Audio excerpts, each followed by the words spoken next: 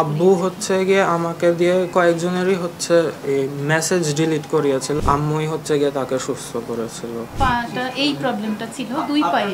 আমার আম্মু যেসব বলেছে তাই আমি বেশিরভাগ সত্যি দেখেছি। আমার আব্বু অনেক কিছু সত্যিও বলেছে, বা অনেক কিছু একটু বড় বড়ভাবে লাইক মানে ওলট পালট মানে মিথ্যা বলেছিল।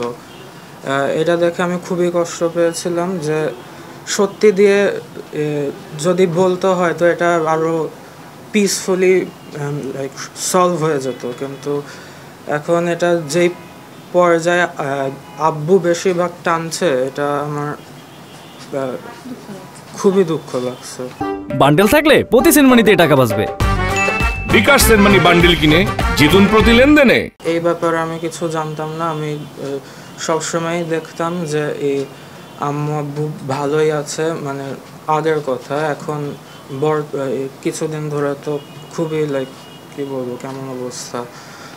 আমি আম্মুর উপরে যেসব দোষারোপ করেছে আমার আব্বু, এসব নিয়ে আমি কিছুই অত দেখিনি, আমি জানতামও না। আব্বু যখন বলেছে শুধু আমি এটা ইন্টারনেটেই দেখেছি, কিন্তু আব্বু হচ্ছে গিয়ে আমাকে দিয়ে এই একজনের না কয়েকজনেরই হচ্ছে এই মেসেজ ডিলিট করিয়েছিল। আমি প্রথম কিছু অত ভাবিনি যে হয়তো আম্মু জানে এইসব ব্যাপারে, তার জন্য। কিন্তু লাস্ট কয়েকদিনে আমাকে দিয়ে রেহানা পারভিন নামের একজনের কল করেছিল যে এটা ডিলিট করিয়েছিল। এটা দেখে আমার সন্দেহ হলো, এমন কল কেন ডিলিট করাবে, তাহলে আমার এমন সন্দেহ হলো বলে আমি আম্মুকে এটা বললাম।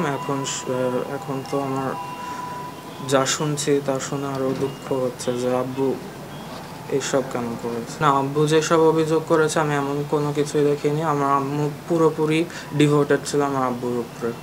আব্বু যতবারই অসুস্থ হয়েছে ততবারই আব্বুর পাশে ছিল। আম্মুই হচ্ছে গিয়ে তাকে সুস্থ করেছিল। তাদের সম্পর্ক খুবই স্ট্রং ছিল।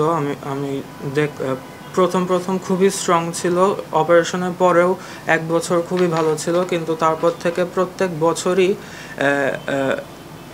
অনেক বড় কোনো গন্ডগোল হতো, ওইটা শুরু করতো সবসময় আমার পায়ে যখন অপারেশন করতে হতো। আব্বু সবসময় বলতো যে অপারেশন করানো লাগবে না। আবার যখন হচ্ছে গিয়ে আব্বু আম্মুর টাকা পয়সা নিয়ে কথা বলতো যে এমন টাকায় সমস্যা হবে অপারেশন করা হলে, তখন আমি আসলে সামনে থাকতে যেতাম না, আমি অন্যদিকে চলে যেতাম।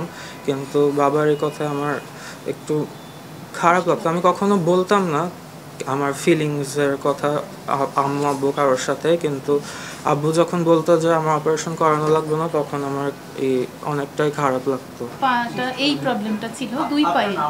এই যে ওর হাঁটুতে একটা অ্যাংলেট পরানো, ওটা থেকে যাবে সারা জীবন। ডাক্তার বলেছে থেকে গেলেও প্রবলেম নাই, খোলারও অপশন আছে।